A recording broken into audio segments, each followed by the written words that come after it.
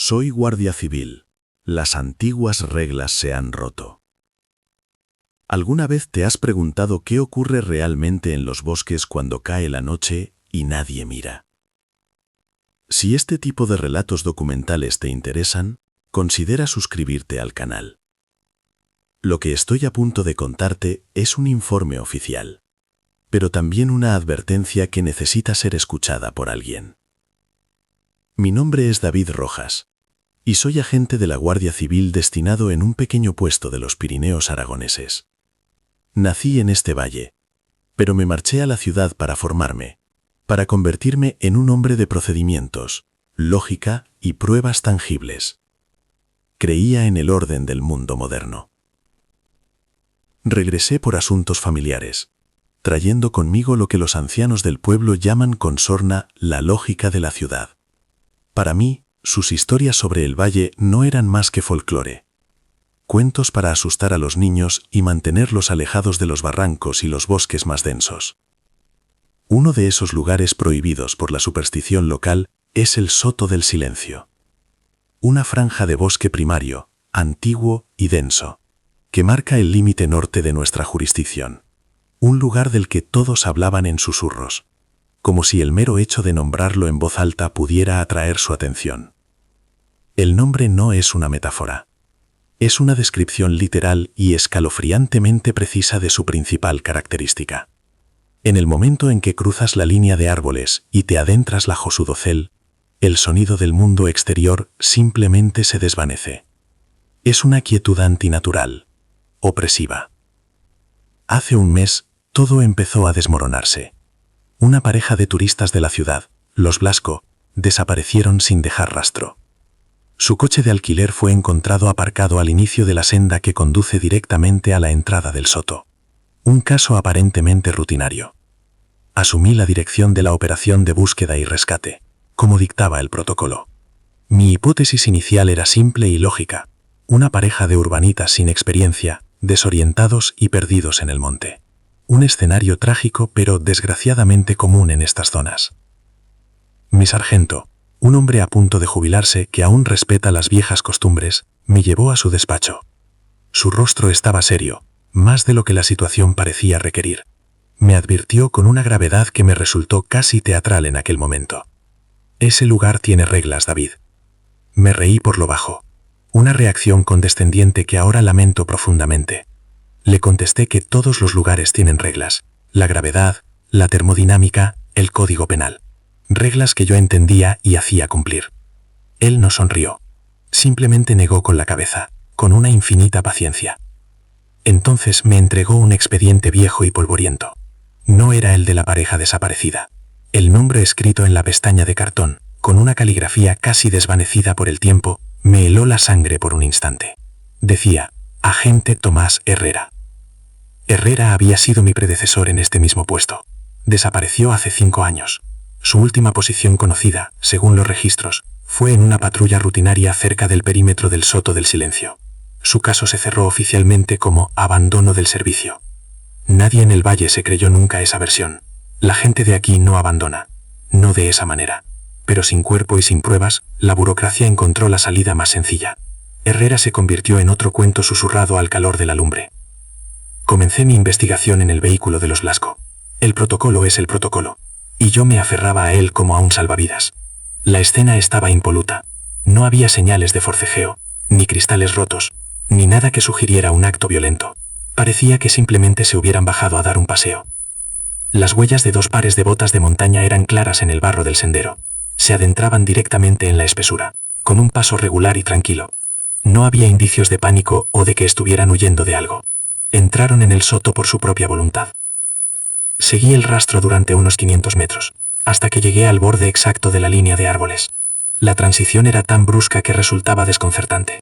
Un paso atrás, y podía oír el canto de los pájaros y el murmullo del viento entre los pinos.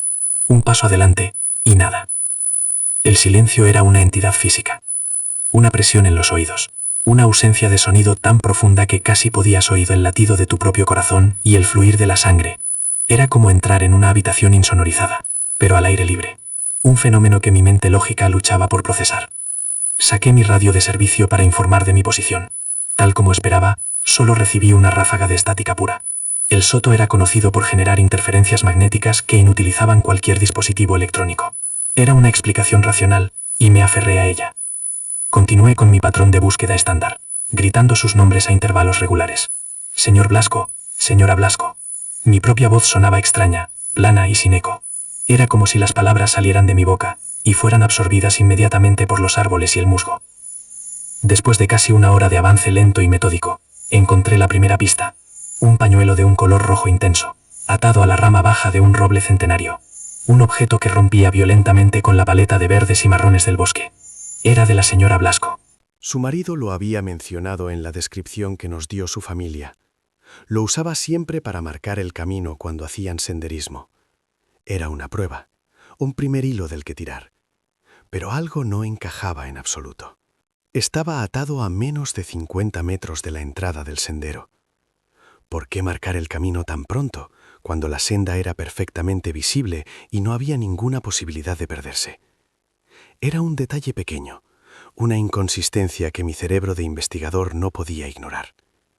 Documenté el hallazgo, fotografié el pañuelo en su sitio y luego lo guardé con cuidado en una bolsa de pruebas. Cada acción era un ritual, un movimiento calculado para mantener a raya la creciente sensación de inquietud que emanaba del silencio opresivo que me rodeaba. El suelo del bosque era una alfombra gruesa y húmeda de musgo y hojarasca de siglos. Amortiguaba mis pasos hasta el punto de que sentía que flotaba, que mi presencia no dejaba ninguna marca, ninguna prueba de mi paso por aquel lugar. Me sentía como un intruso. El aire estaba completamente quieto, y era notablemente más frío que fuera del soto. Olía a tierra húmeda, a descomposición, y a algo más, algo antiguo y mineral. Era como respirar el aire de una cripta recién abierta. La sensación era profundamente desagradable. Mi mente seguía buscando explicaciones lógicas. Inversión térmica, la densidad del follaje bloqueando el viento, la descomposición de la materia orgánica. Cada fenómeno tenía una causa natural, me repetía a mí mismo. Pero las piezas no terminaban de encajar del todo. Fue entonces cuando la vi. Una estructura que no aparecía en ninguno de mis mapas topográficos. Una pequeña cabaña de guardabosques, medio derruida por el tiempo y la humedad. Las maderas estaban ennegrecidas y cubiertas de una capa de musgo verde y brillante. La puerta colgaba de un solo gozne, entreabierta, como una invitación silenciosa a entrar. El procedimiento dicta que se debe investigar cualquier estructura abandonada en un área de búsqueda, pero cada instinto de mi cuerpo me gritaba que me diera la vuelta y me marchara. Ignoré esa voz irracional. El miedo no resuelve casos. Entré en la cabaña, mi mano instintivamente cerca de la funda de mi arma. El interior estaba sumido en una penumbra polvorienta, con un único rayo de luz atravesando un agujero en el techo.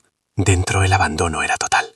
Un escritorio de madera carcomida, una silla volcada y una estantería donde los libros se habían convertido en una masa de papel podrido. El olor a humedad y moho era casi insoportable. Estaba a punto de irme, pero entonces vi algo sobre el escritorio. En medio del caos y la suciedad, había un objeto que parecía extrañamente bien conservado. Un grueso libro de registro encuadernado en cuero negro, libre del polvo y la podredumbre que lo rodeaba. Lo abrí con sumo cuidado. La primera entrada estaba fechada hacía 30 años. Las anotaciones eran breves, casi telegráficas. Informes sobre la fauna, patrones climáticos, avistamientos de cazadores furtivos, notas rutinarias de un guardabosques. Mi corazón dio un vuelco cuando llegué a las últimas páginas. La caligrafía cambió. La reconocí al instante por los informes que había leído en su expediente. Era la letra pulcra y metódica del agente Tomás Herrera. Él había estado aquí. Las fechas confirmaron mis sospechas. La última entrada era de hacía 5 años, justo antes de su desaparición. Había estado utilizando esta cabaña en ruinas como una especie de puesto de observación no oficial. Estaba investigando algo en secreto. Las primeras anotaciones de Herrera eran profesionales, distantes. Describía el silencio, las interferencias de radio, la extraña sensación de aislamiento. Exactamente lo mismo que yo estaba experimentando. Sentía una extraña conexión con aquel hombre al que nunca conocí. Pero a medida que pasaban los meses, el tono de sus escritos comenzó a cambiar sutilmente. Dejó de ser un informe y empezó a parecerse más a un diario personal. La lógica de la ciudad empezaba a resquebrajarse bajo la presión de la quietud del soto. Empezó a documentar anomalías auditivas, voces, oída mujer pidiendo auxilio cerca de la cresta este. Búsqueda realizada, sin resultados, decía una entrada. La centralita informó de un niño perdido en la zona. La voz era nítida, nunca se presentó denuncia oficial. Mi primera reacción fue de escepticismo profesional. El aislamiento prolongado puede causar alucinaciones auditivas. Herrera estaba persiguiendo fantasmas, probablemente afectado por el estrés y la soledad de su puesto. Estaba fabricando patrones donde no lo sabía. Estaba a punto de cerrar el libro, de catalogarlo como el desafortunado diario de un hombre que había perdido el contacto con la realidad. Pero entonces, al mover las páginas, algo cayó de entre ellas. Un trozo de papel doblado, amarillento y quebradizo por el tiempo. Lo desdoblé con la delicadeza de un forense. La caligrafía de Herrera era frenética, casi ilegible, muy distinta a sus informes. No era una entrada del registro. Era una lista, escrita con una urgencia palpable que traspasaba el papel. En la parte superior, escritas con mayúsculas y subrayadas 2 veces, había 2 palabras. 2 palabras que hicieron que la advertencia de mi sargento resonara en mi cabeza con una claridad aterradora. El papel decía, las reglas. Fue entonces cuando oí el primer sonido que no era yo. Fue el chasquido de una rama seca. Un sonido nítido, simple y completamente imposible. En la quietud absoluta del soto, un sonido así era tan violento como un disparo. Me congelé al instante, mi cuerpo reaccionando antes que mi mente, mi mano yendo instintivamente hacia la culata de mi arma reglamentaria. Mi entrenamiento se apoderó de mí. Escaneé metódicamente el entorno en un arco de 180 grados. Mis ojos buscaron cualquier movimiento, cualquier silueta que no encajara con el patrón de los árboles y la maleza. No había nada, absolutamente nada. El silencio opresivo volvió a caer como un sudario. Mi mente, desesperada por encontrar un anclaje en la realidad, buscó explicaciones. La madera de la cabaña, contrayéndose por el frío. Una ilusión auditiva provocada por la presión antinatural en mis tímpanos. Tenía que haber una explicación lógica. Siempre la había. Me negaba a aceptar lo contrario. Pero mis ojos volvieron a caer sobre el trozo de papel que aún sostenía en la mano. Las 2 palabras escritas en mayúsculas parecían burlarse de mi necesidad de racionalidad. Las reglas. Empecé a leerlas, no como folclore, sino como un informe de inteligencia. Regla 1. No entrar en el soto entre el atardecer y el amanecer. Su percepción es más aguda en la oscuridad. Esto, al menos, tenía sentido práctico. El trabajo forestal de noche es peligroso. Era una precaución estándar, nada que hiciera saltar las alarmas. Regla 2. No hablar a menos que sea necesario. Escucha y aprende. Aquí el tono cambiaba. Esto no era un consejo de seguridad. Sonaba más a una directriz táctica para moverse en territorio enemigo, para evitar delatar tu posición ante un adversario que está escuchando. Un escalofrío recorrió mi espalda al recordar cómo había estado gritando los nombres de los Blasco apenas una hora antes. Cada llamada, cada palabra, había sido una bengala en la oscuridad, anunciando mi presencia, mi método, mi propósito, a lo que fuera que habitara en este silencio. La tercera regla fue la que empezó a desmoronar mi compostura profesional.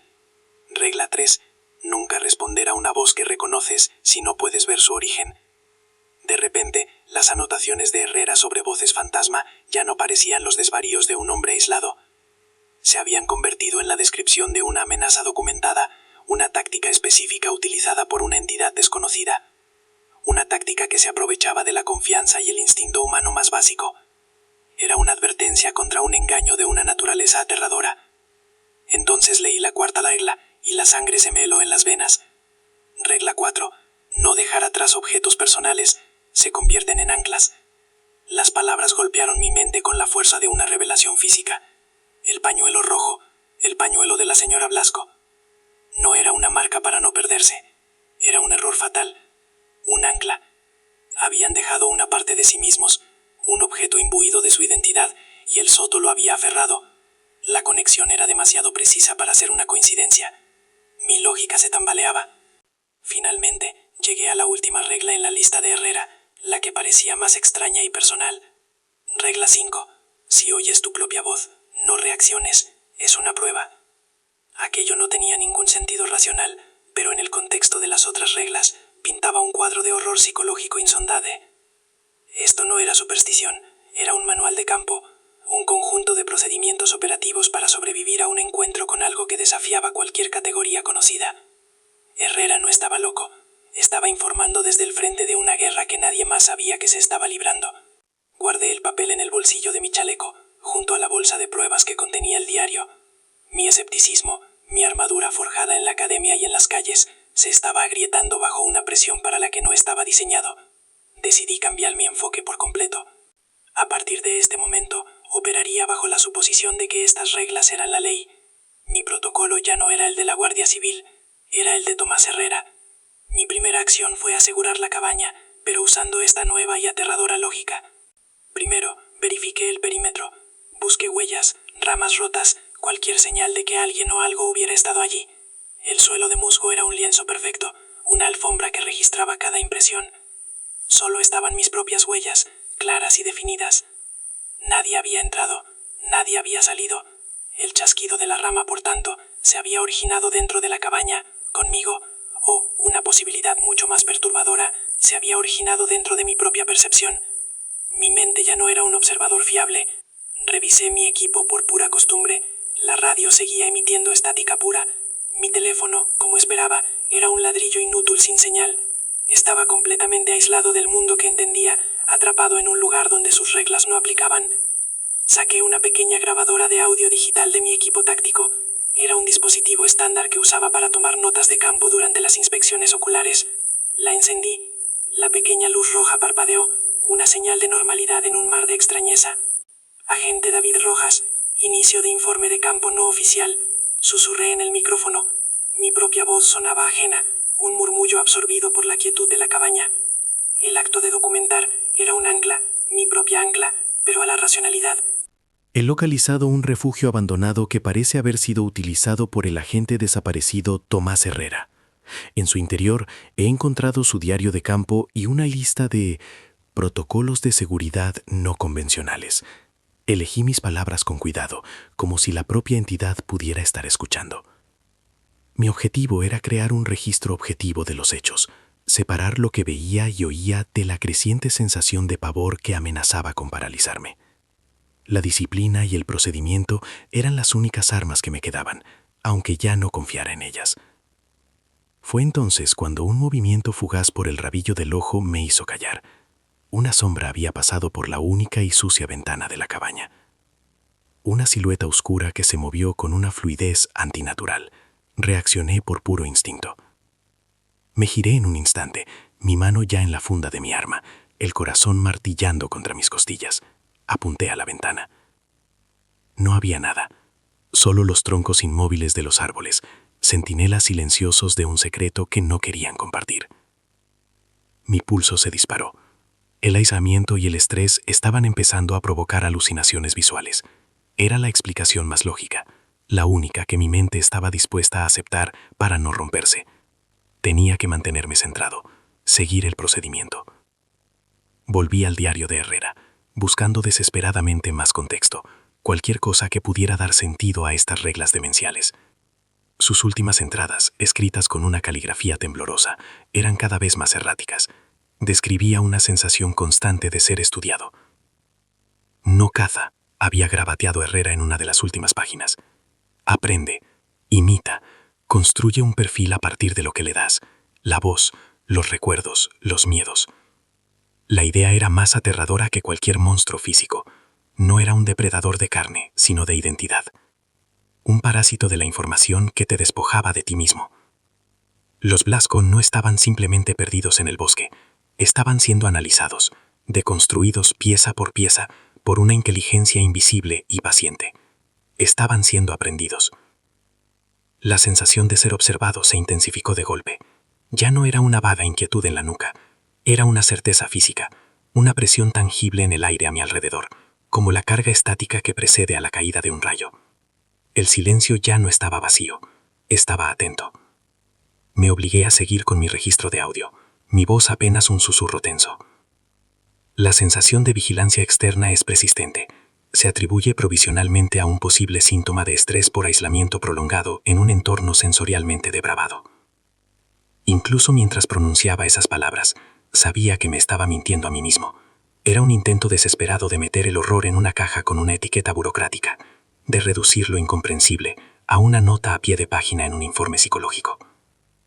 Decidí que permanecer en la cabaña era un error táctico. Este era el terreno de Herrera, su última posición conocida, y él había perdido su batalla aquí. Yo no iba a cometer el mismo error. Mi misión, aunque transformada, seguía siendo la misma: los Blasco. Ahora, sin embargo, tenía un nuevo y terrible objetivo secundario. No solo debía encontrarlos, sino que debía recuperar sus anclas. Tenía que borrar su rastro, deshacer sus errores antes de que fuera demasiado tarde para ellos, y quizá para mí. Salí de la cabaña, moviéndome con un sigilo que era más propio de un operador de fuerzas especiales que de un agente de la Guardia Civil en una misión de rescate. Ya no era un rescatador, era un intruso moviéndose en silencio por el territorio de un cazador invisible. Cada paso era deliberado, cada movimiento calculado. La regla 2 de Herrera era mi nuevo mantra: no hablar a menos que sea necesario. Me moví en un silencio absoluto, convirtiéndome en parte de la quietud que me rodeaba, esperando pasar desapercibido. El bosque pareció reaccionar a mi cambio de comportamiento. La opresiva presión en el aire disminuyó ligeramente, como si mi silencio fuera una señal de sumisión, una aceptación de las reglas del juego. Me estaba adaptando, y eso me aterraba más que nada. Retrocedí sobre mis propias huellas, dirigiéndome de vuelta al lugar donde había encontrado el pañuelo rojo. Era la primera ancla que conocía. Tenía que quitarla. Tenía que interferir en su proceso, fuera cual fuese. Fue entonces cuando la anomalía se repitió, pero esta vez no fue un sonido ambiguo. Fue directo, personal y diseñado para destrozar mi disciplina. Oí un susurro, tan claro como si alguien estuviera respirando en mi nuca. No era el viento, no era un animal, era una voz humana, una voz que conocía mejor que la mía, una voz que era el centro de mi universo. Era la voz de mi hija de 6 años, y susurró una sola palabra: papá. Me quedé completamente helado, como si me hubieran inyectado hielo en las venas. El mundo entero se encogió a ese único sonido. Cada instinto paternal, cada fibra de mi ser, me gritaba que me diera la vuelta, que la buscara, que la protegiera. Pero las palabras de Herrera resonaron en mi cráneo como una sirena de alarma. Regla 3. Nunca responder a una voz que reconoces si no puedes ver su origen. Era una prueba cruel y perfecta. Mi lógica de ciudad luchaba una batalla perdida contra el terror primordial. Era una alucinación auditiva. Tenía que serlo. Mi hija estaba a cientos de kilómetros de distancia, segura en casa. Mi mente me estaba traicionando. Apreté los puños con tanta fuerza que sentí las uñas clavándose en las palmas de mis manos. Mantuve la vista fija al frente, enfocando un viejo roble, como si mi vida dependiera de ello. No me moví, no respiré, no reaccioné. El susurro volvió, esta vez teñido con un llanto que me partió el alma. Papá, tengo miedo. ¿Por qué me contestas? Era una tortura psicológica, de una precisión quirúrgica. Había encontrado mi mayor vulnerabilidad y la estaba usando como un arma. Mi entrenamiento, la disciplina forjada durante años de servicio, fue lo único que me mantuvo anclado a la realidad. Traté la voz no como mi hija, sino como una táctica hostil, un engaño del enemigo, una transmisión que debía ser ignorada. Después de una eternidad contenida en unos pocos segundos, el silencio regresó. La voz se había ido. La prueba, al parecer, había terminado. Un sudor frío empapaba mi uniforme. Había superado el examen. Pero el coste fue una nueva capa de terror que se adhirió a mi alma para siempre. Ya no había ninguna duda. No quedaba ni una pizca de escepticismo. El fenómeno era real. Era inteligente. Y era malévolo en su fría y metódica crueldad. Encendí la grabadora de nuevo. Mis manos temblaban de forma incontrolable. Anomalía auditiva registrada. Voz femenina infantil. Identificada como familiar. Posible origen. Me detuve. ¿Posible origen qué? No existía una categoría en ningún manual para lo que acababa de ocurrir. Borré la última frase. Con una voz que no reconocí como la mía, simplemente dije: no se ha producido respuesta. Siguiendo el protocolo no oficial del agente Herrera, mi investigación había cambiado de forma irrevocable. Ya no estaba buscando a 2 turistas perdidos. Estaba documentando las reglas de enfrentamiento contra un enemigo desconocido, en una guerra no declarada, en medio de un bosque silencioso en los Pirineos. Llegué al roble donde colgaba el pañuelo. La tela de un rojo intenso parecía un grito de auxilio silencioso en medio de la paleta de verdes y marrones. una mancha de un mundo normal, en un lugar que era cualquier cosa menos eso. Con un cuidado casi reverencial, desaté el nudo que lo sujetaba a la rama. El tejido estaba extrañamente frío al tacto y húmedo, a pesar de que no había llovido. Lo metí en la bolsa de pruebas, sellándola herméticamente. En el instante en que el pañuelo dejó de tocar la rama, sentí un cambio profundo en el ambiente. Un zumbido grave y bajo comenzó a vibrar, no en el aire, sino a través de la tierra, subiendo por las suelas de mis botas hasta mis huesos. El suelo tembló muy ligeramente bajo mis pies. No era un seísmo, era una reacción localizada, directa e inmediata a mi acción. Había quitado una de sus piezas del tablero, había interferido, le había quitado su ancla, y a la entidad del soto, fuera lo que fuese, no le había gustado en absoluto. La sensación de ser observado se transformó instantáneamente en la certeza de ser el objetivo. Miré hacia la espesura del bosque, hacia las sombras que se alargaban entre los árboles, y por primera vez tuve la absoluta y aterradora certeza de que algo me devolvía la mirada, y supe que ya no estaba solo. Me retiré del borde de la espesura, moviéndome hacia atrás con una lentitud deliberada, sin dar la espalda a la oscuridad que ahora sabía que me observaba. Cada instinto me gritaba que corriera, pero las reglas de Herrera eran ahora mi única ley.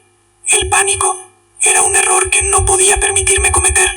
Mi único refugio, por precario que fuera, era la cabaña de Herrera. Volver allí era un riesgo calculado. Era el último lugar donde él había mantenido el control, donde había dejado su conocimiento. Era mi única fuente de inteligencia en este campo de batalla silencioso y personal. El camino de vuelta fue una tortura. Cada sombra parecía alargarse y retorcerse en mi visión periférica. El silencio ya no era una ausencia de sonido, sino la presencia palpable de algo que contenía la respiración, esperando a que yo cometiera un solo fallo en mi disciplina. Al llegar, atranqué la puerta con el escritorio carcomido. Sabía que era un gesto inútil contra una fuerza como esta, pero mi mente necesitaba la ilusión de una barrera física. Era un acto de procedimiento, y el procedimiento era lo único que me mantenía cuerdo. Saqué el diario de Herrera de nuevo. Ya no era el registro de un hombre que perdía la cabeza, era el testamento de un soldado caído, la única arma que me había legado. Me obligué a leer, a buscar respuestas, a entender la naturaleza de mi enemigo. Busqué las páginas que precedían a la lista de reglas. Quería entender qué le había empujado a esa conclusión, qué evento había destrozado su escepticismo. De la misma forma que el mío acababa de hacerse añicos, encontré una entrada, escrita con una caligrafía temblorosa. Fecha: 14 de agosto. He encontrado el primer ancla, un reloj de pulsera de un excursionista desaparecido en los 90. Estaba en perfecto estado. Al tocarlo, la frase se interrumpía bruscamente, como si algo le hubiera obligado a soltar la pluma de golpe. La siguiente anotación, unas horas más tarde, era un garabato casi ilegible. Reacciona. No es un fenómeno pasivo. Reacciona a la interferencia. Aprende de los objetos que tocamos, de la identidad que impregnamos en ellos. Es un sistema de adquisición de datos. Una oleada de frío me recorrió al comprenderlo. La vibración que sentía en el suelo no fue mi imaginación.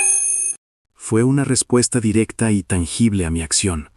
Había interrumpido su proceso de análisis sobre la señora Blasco y me había marcado como una variable hostil. Seguí leyendo, devorando las páginas. Herrera había intentado aplicar un método científico a lo imposible. Incluso le había dado un nombre a la entidad, un intento de catalogar el horror para poder enfrentarse a él, aunque solo fuera en su mente. Lo llamaré el eco, había escrito con una caligrafía más firme, porque no crea nada, solo imita, absorbe lo que somos, nuestras voces, nuestros recuerdos, nuestras relaciones, y lo reproduce con una fidelidad perfecta, pero sin el alma. Somos su material de origen. La idea era más aterradora que cualquier bestia con garras. No luchaba contra un depredador, sino contra un espejo perfecto y vacío, un parásito de la propia esencia humana que te despojaba de ti mismo pieza por pieza hasta que no quedaba nada. Otra entrada describía una prueba temprana, escalofriantemente similar a la que yo había experimentado. Usó la voz de mi hermano. Murió en un accidente de coche hace una década. Sabía exactamente qué recuerdo mencionar para hacerme dudar, para quebrar mi disciplina. Entonces lo comprendí. La voz de mi hija no fue una alucinación aleatoria, fue un ataque de precisión. Pero ¿cómo? ¿Cómo podía saber de ella? Mi mente se aceleró, buscando una brecha en mi propia seguridad, una vulnerabilidad que hubiera expuesto sin darme cuenta. Revisé mi cartera, que llevaba en el bolsillo interior de mi chaleco. Dentro encontré la pequeña foto de mi hija que siempre llevaba conmigo. La había mirado esa misma mañana, antes de adentrarme en el soto. Era posible que me estuviera observando desde mucho antes de que yo supiera de su existencia. La paranoia se convirtió en una certeza helada. Cada objeto personal, cada pensamiento, cada recuerdo, era una debilidad potencial, un arma que le estaba entregando voluntariamente, para que la usara en mi contra. Me estaba desarmando a mí mismo, sin siquiera saberlo. Herrera había llegado a la misma conclusión, pero mucho antes. Había pasado meses conectando los puntos, investigando viejos casos de personas desaparecidas en los archivos del cuartel, excursionistas, cazadores, incluso niños de leyendas locales de hacía siglos. El patrón era innegable. Docenas de desapariciones en un radio de 5 kilómetros alrededor del soto, todas ellas archivadas como accidentes o abandonos. La institución a la que había jurado servir había estado catalogando sus víctimas durante generaciones sin saberlo. No se pierden, sentenciaba Herrera en una de sus últimas y más lúcidas anotaciones. Son cosechados. El soto es una especie de granja, y las identidades son el cultivo. Nosotros somos el ganado que entra voluntariamente por la puerta, ofreciendo nuestras vidas como datos. La escala del fenómeno era inconcebible, un proceso metódico, silencioso y paciente que se había estado llevando a cabo durante siglos. Y yo había entrado allí creyendo que podía resolverlo con un mapa, una brújula y el código penal. La arrogancia de mi lógica me pareció obscena. Fue entonces cuando un sonido me devolvió bruscamente a la realidad de la cabaña, un leve rasguño en la pared exterior, lento y deliberado, como una uña arrastrándose por la madera podrida. Mi corazón se detuvo. Me quedé inmóvil, aguzando el oído, por encima del martilleo de mi propio pulso. El sonido cesó, y un segundo después comenzó de nuevo, pero en la pared opuesta. Estaba dando vueltas a la cabaña, estudiando su perímetro, probando mis defensas. Comprendí mi error, mi silencio, mi negativa a responder a sus pruebas. No había sido una señal de sumisión, había sido una declaración de intenciones. Le había demostrado que conocía las reglas, y ahora el juego había cambiado. Ya no era un sujeto de estudio, era un adversario. Desenfundé mi arma reglamentaria, el frío del metal un consuelo insignificante. ¿De qué servía una pistola contra algo que no tenía cuerpo, contra una entidad que podía desmoronarte psicológicamente desde dentro? Era como intentar dispararle a una ecuación matemática. El rasguño se detuvo justo en la puerta. El silencio que siguió fue absoluto, pesado, cargado de una expectación insoportable. Contuve la respiración, mis ojos fijos en la madera, esperando el impacto, el estallido, el final. Pero lo que vino fue mucho peor. Unos suaves nudillos golpearon la puerta, 3 veces, un patrón lento y rítmico, el código de entrada no oficial que usaba con mi sargento en la puerta trasera del cuartel, un código que solo conocíamos nosotros dos. Había aprendido mis procedimientos, me había observado en mi entorno natural, fuera del soto. Había estudiado mi vida, mis relaciones profesionales, mis hábitos. La infiltración había comenzado 8 antes de que yo pusiera un pie en este bosque.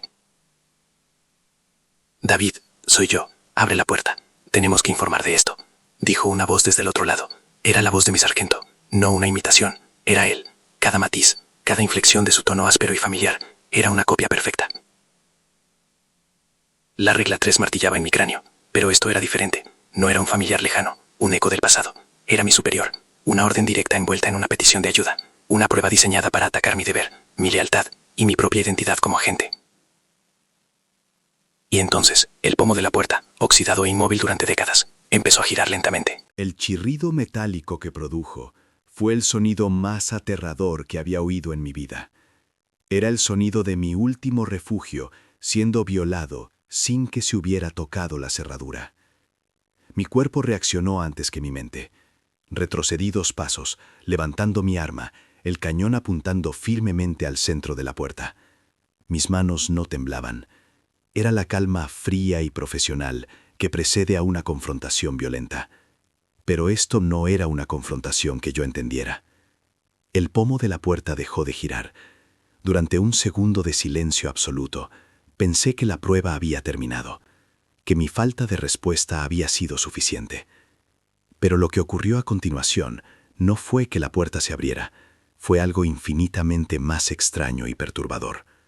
La voz de mi sargento se distorsionó, como una cinta de cassette que se estira y se deforma. «David», dijo, el sonido alargándose de forma antinatural, perdiendo toda calidez humana y convirtiéndose en una vibración grave y mecánica que resonaba en la madera de la cabaña. Sentí esa vibración en el suelo, subiendo por mis botas. No era solo un sonido, era una manifestación física. La entidad estaba aplicando una fuerza directa, no sobre la cerradura, sino sobre la propia estructura de la realidad en esa pequeña cabaña. El aire se volvió denso y olía a ozono, como después de una tormenta eléctrica. Mi escepticismo no se había agrietado, se había pulverizado. Ya no intentaba buscar una explicación lógica. Estaba en el territorio del enemigo y acababa de anunciar que conocía su manual de estrategia. El juego de engaños sutiles había terminado abruptamente. Entonces, la voz cambió de nuevo, se aclaró, volviéndose nítida y perfecta, pero ya no era mi sargento, era mi propia voz. Regla 5. Si oyes tu propia voz, no reacciones, es una prueba, dijo, recitando la regla que yo mismo había leído hacía apenas una hora. La sangre se me heló en las venas. No estaba simplemente imitando sonidos que había oído, estaba accediendo a mi conocimiento. Había leído mi mente, o de alguna manera había absorbido la información del diario de Herrera en el momento en que yo lo hice. Estaba dentro de mi cabeza. La paranoia se apoderó de mí con una fuerza abrumadora. Cada pensamiento, cada recuerdo, cada plan que formaba en mi mente ya no era privado. Estaba transmitiendo en abierto a un enemigo que podía usar mi propia lógica en mi contra. Mi mente se había convertido en una jaula. Un buen agente sigue el protocolo, ¿verdad, David? Continuó mi propia voz desde el otro lado de la puerta.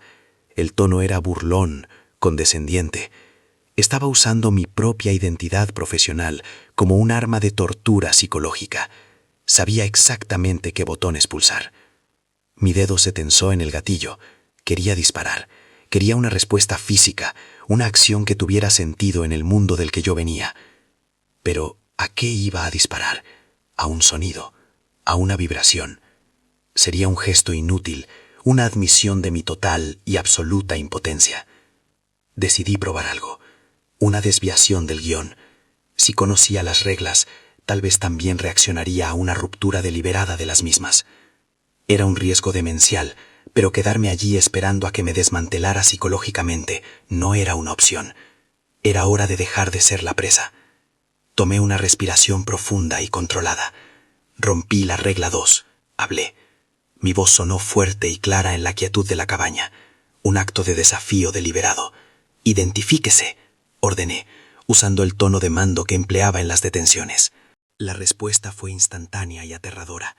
El aire de la cabaña se heló de golpe. El vaho salió de mi boca con cada respiración. La única ventana, cubierta de mugre, se cubrió de una fina capa de escarcha desde el exterior, sumiendo el interior en una penumbra casi total. Un zumbido agudo y penetrante llenó el espacio, atacando mis oídos, haciéndome sentir náuseas. Era un sonido que no viajaba por el aire, sino que parecía nacer directamente dentro de mi cráneo. Era un ataque sensorial directo. Mi desafío había sido recibido. Y entonces vi algo en mi visión periférica. Una de las tazas de hojalata oxidadas que había en la estantería se levantó lentamente en el aire, como si una mano invisible la estuviera sosteniendo. Flotó durante un segundo antes de salir disparada contra la pared junto a mi cabeza. Me agaché por puro instinto, mientras la taza se estrellaba, dejando una abolladura en la madera podrida. No era una alucinación, era una demostración de poder, una advertencia clara y sin ambigüedades. Ya no estaba jugando, estaba enfadado. La autoridad no tiene jurisdicción aquí, agente Rojas. Siseó mi propia voz desde todas las direcciones a la vez. El sonido me envolvía, emanando de las paredes, del suelo, del techo. La cabaña se había convertido en el altavoz de la entidad. Comprendí la magnitud de mi error. No estaba tratando con un animal territorial que pudiera asustar con una demostración de fuerza. Estaba tratando con una inteligencia superior y antigua.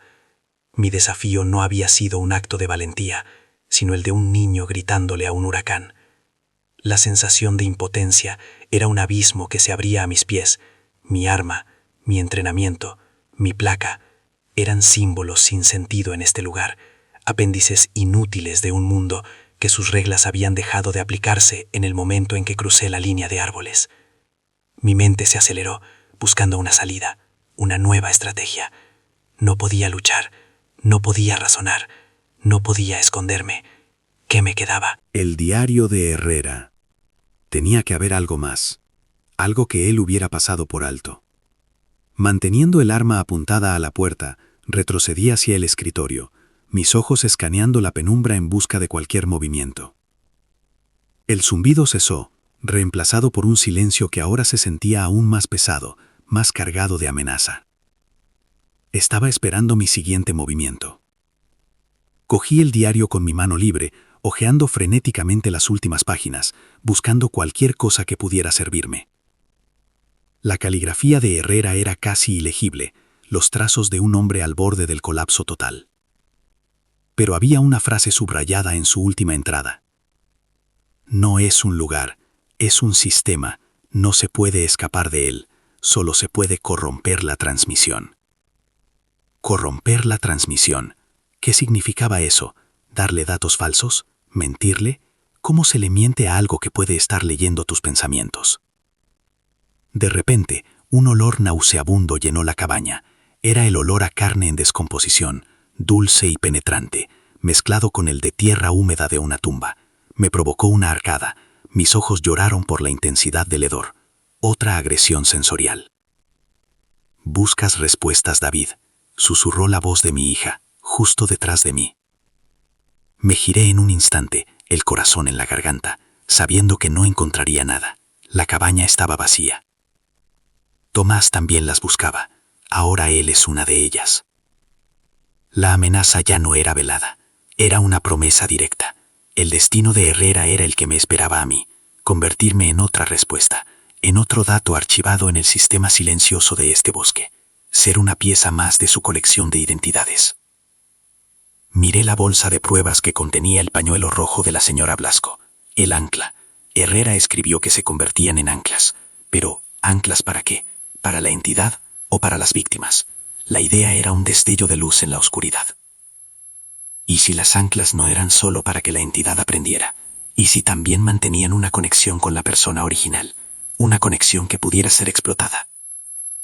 La idea era descabellada, nacida de la pura desesperación, pero era lo único que tenía. La temperatura de la cabaña volvió a la normalidad tan bruscamente como había bajado. El olor se desvaneció, el silencio regresó. Estaba jugando conmigo, probando mis límites, analizando mis reacciones a cada estímulo. Era un interrogatorio, y yo era el sujeto.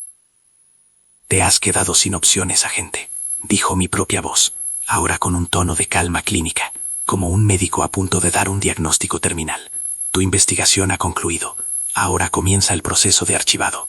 Por favor, no oponga resistencia». La burocracia del horror, la cortesía de la aniquilación, era tan absurdo que casi me eché a reír, pero el sonido se ahogó en mi garganta. Mi mente lógica, la que tanto me orgullecía, se aferraba a la última anotación de Herrera: corromper la transmisión. Tenía que darle datos que no pudiera procesar. Tenía que introducir ruido en su sistema. ¿Pero cómo? ¿Qué podría ser tan ajeno a una entidad que se alimenta de la identidad humana, de los recuerdos y las emociones? ¿Qué hay más allá de eso?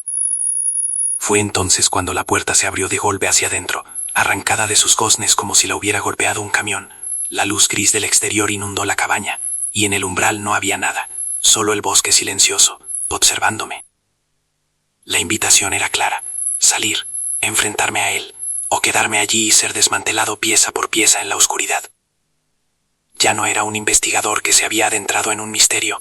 Era una presa a la que se le había abierto la puerta de la jaula, solo para descubrir que la jaula era el mundo entero. Sabía que salir era una sentencia de muerte, pero permanecer dentro era una tortura lenta. Mi entrenamiento me dictaba que debía buscar una posición defendible, pero ¿cómo defenderse de un enemigo que está dentro de tus propias percepciones? Decidí mi siguiente movimiento. No sería una huida, sería un último experimento, un último intento de entender, aunque ese conocimiento fuera lo último que experimentara. Mi curiosidad profesional era un vicio que ni siquiera el terror existencial podía curar. Agarré la bolsa de pruebas que contenía el pañuelo rojo. Si iba a salir, no lo haría con las manos vacías.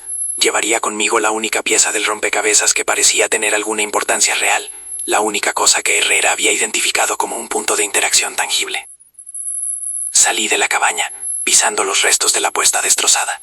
El aire exterior era fresco y limpio, libre del hedor y la presión de la cabaña, pero el silencio era más profundo que nunca. Era el silencio de un laboratorio esperando que comience el experimento. Me quedé quieto en el pequeño claro frente a la cabaña, exponiéndome deliberadamente. El bosque me rodeaba, una pared de árboles inmóviles y musgo antiguo.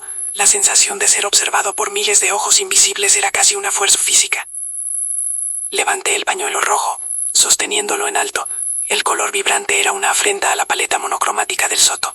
«Esto es lo que quieres», grité al silencio, rompiendo de nuevo la regla 2. «Esto es lo que usas para aprender». No hubo respuesta inmediata, ni un cambio de temperatura, ni un sonido, ni un movimiento, solo la quietud expectante. Parecía que mi acción no había provocado nada. Quizá mi teoría sobre las anclas era solo la fantasía de una mente aterrorizada. Pero entonces algo cambió. No en el bosque, sino en el propio pañuelo. La tela, que había estado fría y húmeda, comenzó a calentarse en mi mano. Un calor antinatural que creció rápidamente hasta convertirse en un ardor insoportable. Solté el pañuelo con un grito ahogado. Cayó al suelo cubierto de musgo y, en lugar de apagarse, el calor se intensificó. La tela roja comenzó a brillar con una luz pulsante y enfermiza, como las brasas de un fuego imposible. El ancla se había activado. El musgo alrededor del pañuelo empezó a ennegrecerse y a marchitarse, como si la propia vida estuviera siendo drenada de él. Y del centro del pañuelo brillante, una fina columna de humo negro comenzó a elevarse, retorciéndose en el aire quieto. El humo no olía a quemado, olía a recuerdos, olía a miedo. El humo negro no se dispersó. En lugar de eso, se contrajo sobre sí mismo, arremolinándose en el aire quieto hasta formar una esfera densa y oscura, del tamaño de un puño humano. Flotaba a 1 metro del suelo, absorbiendo la luz, un agujero en la realidad. Dejé de respirar. Mi entrenamiento, mis instintos, todo mi ser se centró en aquel objeto imposible. No había ninguna explicación racional para lo que estaba presenciando. La física, tal y como la conocía, había abandonado este claro del bosque, dejándome solo con el horror. La esfera comenzó a pulsar con la misma luz enfermiza que había emitido el pañuelo. Con cada pulso, un sonido resonaba, no en el aire, sino directamente en mi cráneo. Era el sonido de un obturador de cámara, un clic seco y metálico. Estaba grabando. Entonces, la superficie de la esfera se agitó. Imágenes borrosas y fantasmales comenzaron a proyectarse en su interior, como un televisor mal sintonizado. Vi el rostro aterrorizado del señor Blasco, sus ojos abiertos de par en par, su boca muda en un grito silencioso, que duró una fracción de segundo. Luego la imagen cambió. Vi a la señora Blasco, sonriendo, atando el pañuelo rojo a la rama del roble. La escena se repitió una y otra vez, un bucle de su último error, un fragmento de su vida, reducido a un dato, a un archivo que se reproducía para mi beneficio. Procesando, susurró una voz. No era una voz, sino un coro de cientos de ellas, todas hablando al unísono. Oía hombres, mujeres y niños, oí dialectos antiguos que no pude reconocer.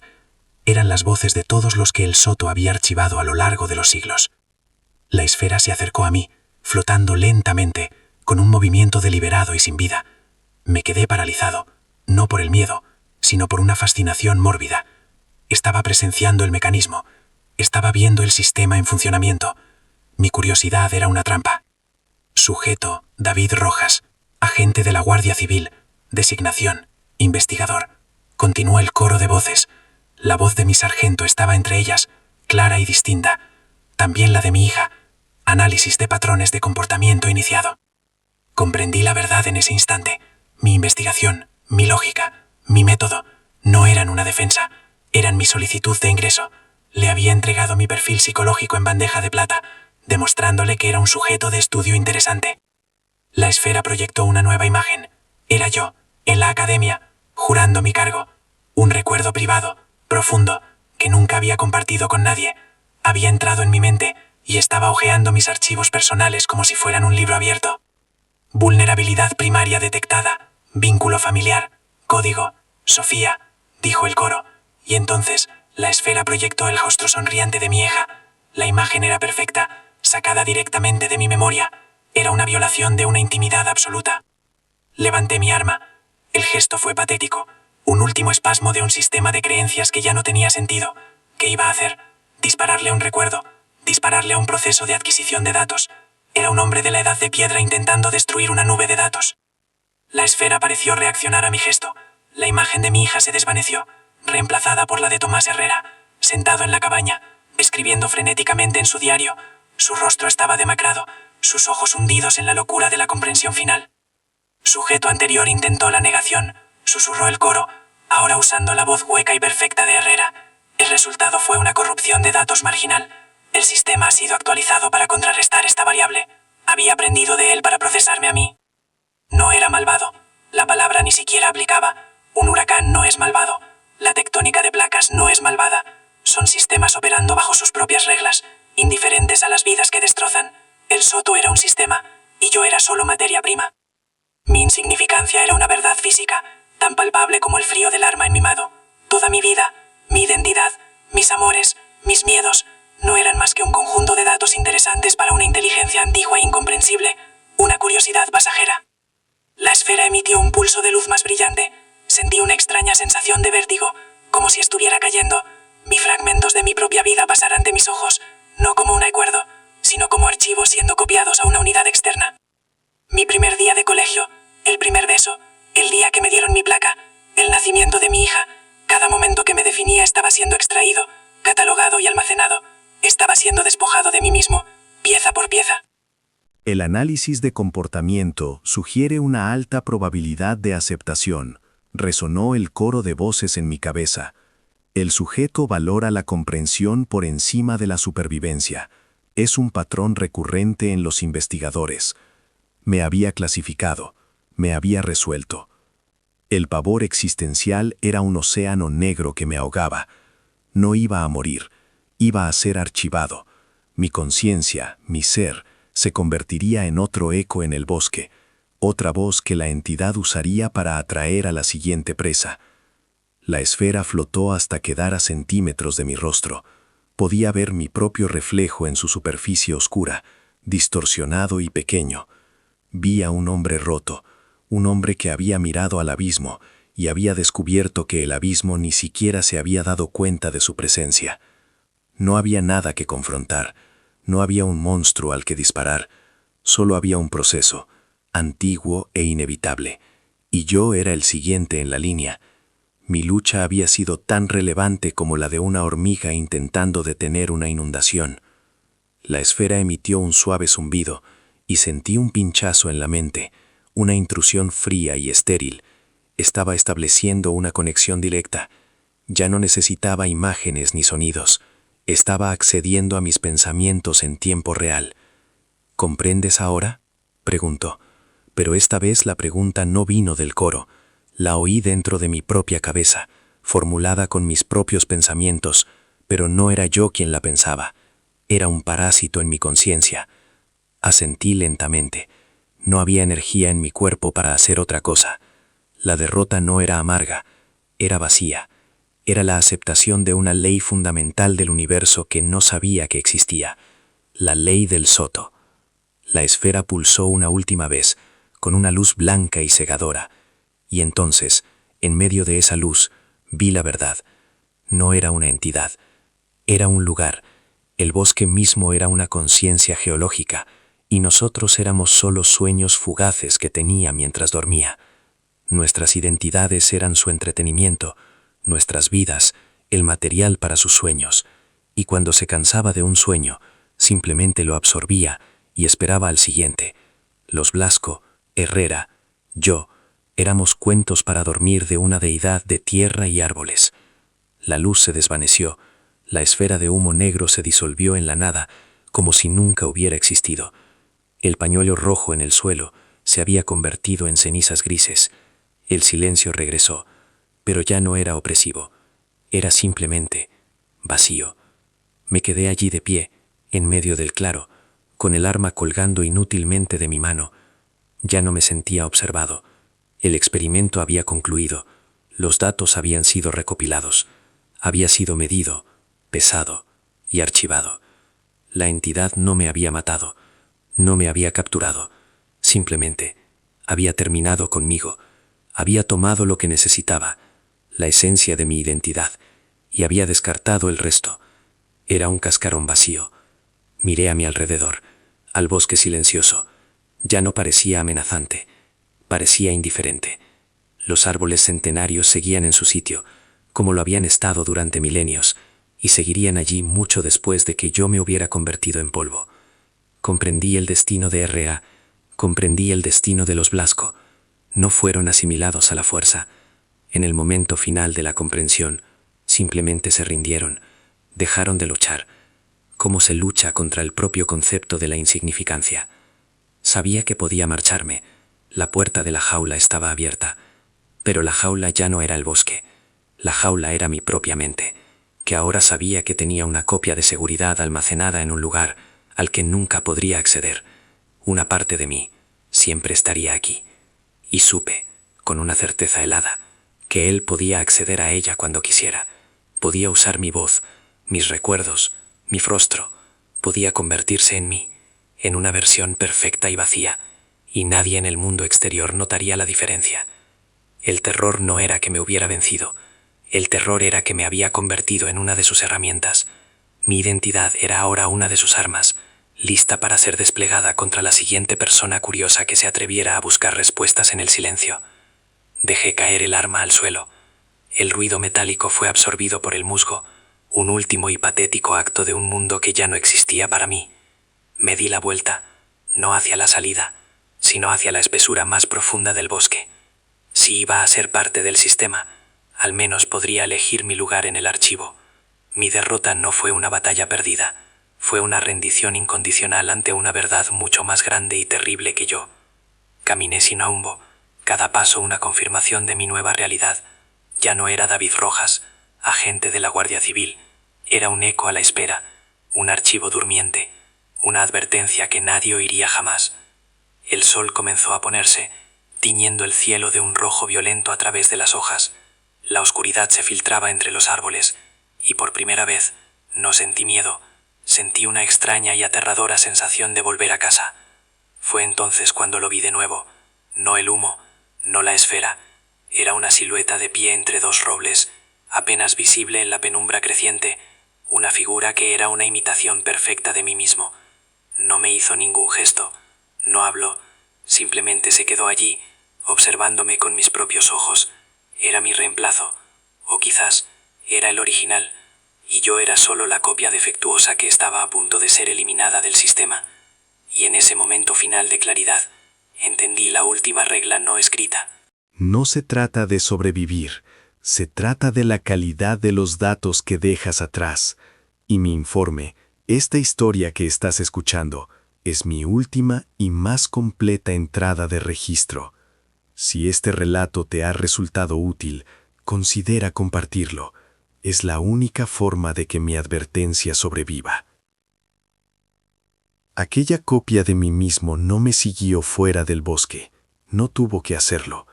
Ahora entiendo que una parte de él se había anclado en mí, de la misma forma que el pañuelo se ancló a los Blasco. Yo me había convertido en su objeto personal y me llevé su influencia conmigo. Vivo en un estado de exilio autoimpuesto dentro de mi propia casa.